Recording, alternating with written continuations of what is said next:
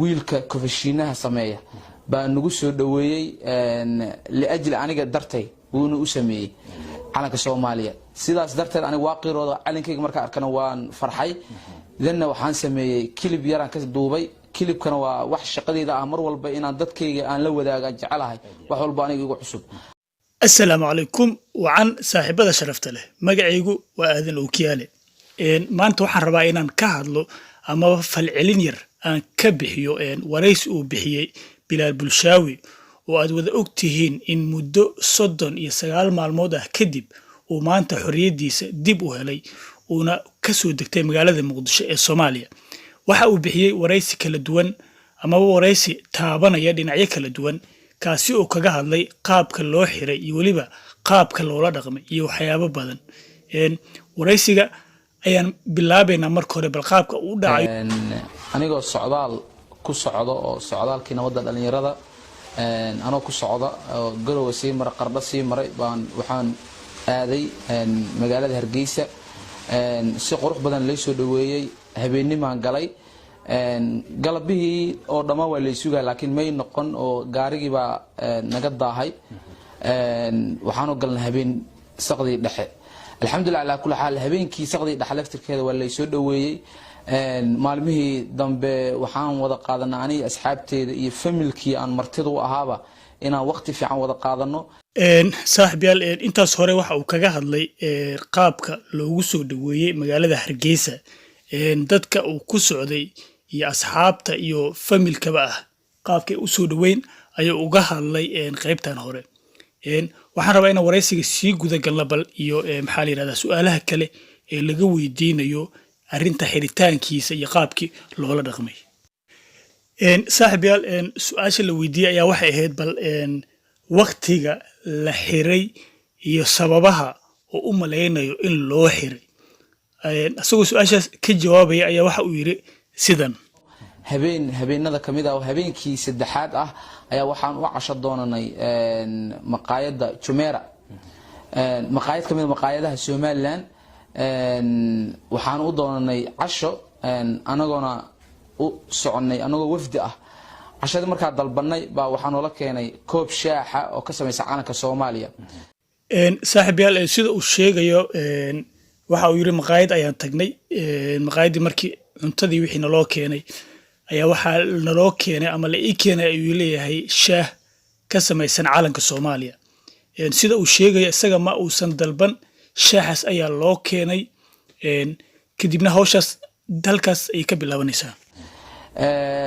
ma sha Allah adin ya dalbaday miswani la keenay waxaan ugu soo dhaweeyay sida markii dambe la wada ogaaday wiilka kofashiinaha sameeya baa nagu soo dhaweeyay liajli aniga dartay wuuna u sameeyay calanka Soomaaliya sidaas darteed aniga waaqirooda calankayga marka arkana waan farxay idanna waxaan sameeyay kilib yaraan ka duubay kilibkana waa wax shaqadeeda ah mar walba inaan dadkayga aan la wadaaga jecelahay wax walba aniga igu cusub saaxiibayaal su'aasha kale oo la weydiiyay ayaa waxay tahay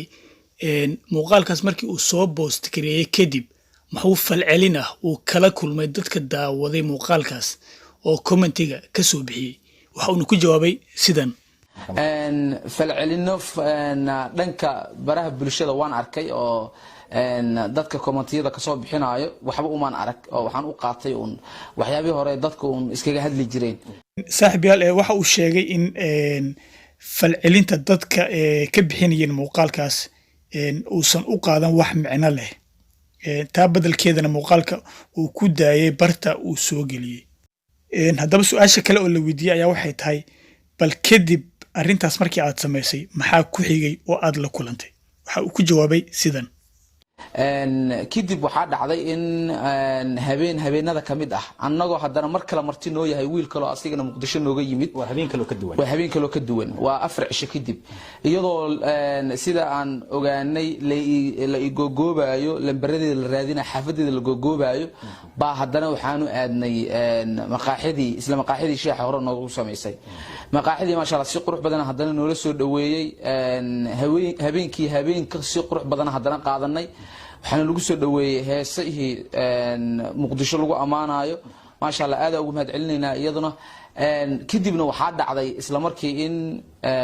ay ii timaado gabar ka mid ah kuwa security albaabka jooga ay ugu tiri soo bax banaanka lagaaga yeeraya sidii aan ku raacay marka ku raacana waxaa dhacday in dhalinyaro albaabka taagan aan arko isla markaa waxaan is iri dhalinyarada waa dhalinyaro ku taageerta waqti la qaado oo sawir ama wax saas ay ka rabaan inay gudaha ku yimaadaan way ka xishoodeen sidii aan ugu tagay waa salaam waa soo dhaweeyay waxay igala hadleen inay taageeraan fiidiyoyadeeda ay jecel yihiin fiidiyoyada waliba aan xayisiinaha sameey ay jecel yihiin dan waxaan is iri nimankan xayisiinay rabaan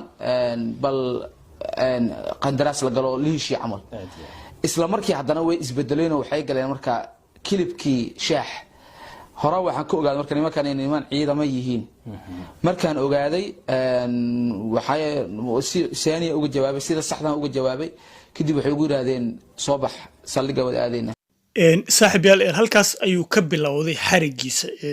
halkaas ayaa kadib loo qaaday police stationka kadib waa la xiray kadib su'aal kale ayaa la weydiiyey oo ahayd bal sidee kuula dhaqmeen dadka ku xiray dadka askarta ku soo qabtay iyo meesha lagu xiray qaabka lagula dhaqmay qaab sidee ah buu ahaa waxa uu ku jawaabay sidan haddaan iraado waxbaa la ii geystay waa been baa sheegay laakiin waxaan leeyahay si qurux badan leegula dhaqmay magaalada dadkii joogay si qurux badan ay ugula dhaqmeen ciidankii hadday ahaadaan booliiska hadday ahaadaan dhammaan mas-uuliyiinta saaxiib yaal ugu dambeyn gabagabadii bilaal bulshaawi waxa uu sheegay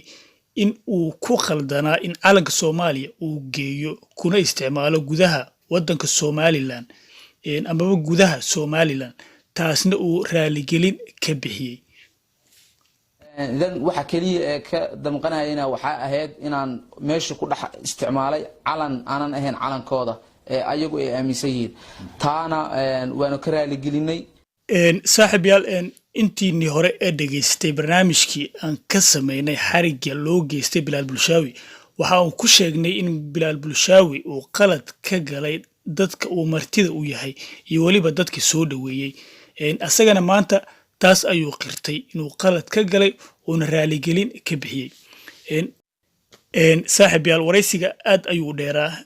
mana ii suurtagelaysa inaan halkan idinkugu soo gudbiyo waraysiga oo dhammaystiran laakiin muhiimadda ayaa waxay ahayd bal inaan ogaano qaabkii loola dhaqmay inta uu ku jiray xabsiyada Somaliland iyo waliba bal haddii uu ku khaldanaa waxa uu sameeyey iyo in kale intaasna waxaan rajeynayaa inaad waraysiga kaga bogateen halkaas ayaana ku soo gabagabeynayaa insha Allah waana ku mahadsantiin daawashada iyo dhageysiga muuqaalkan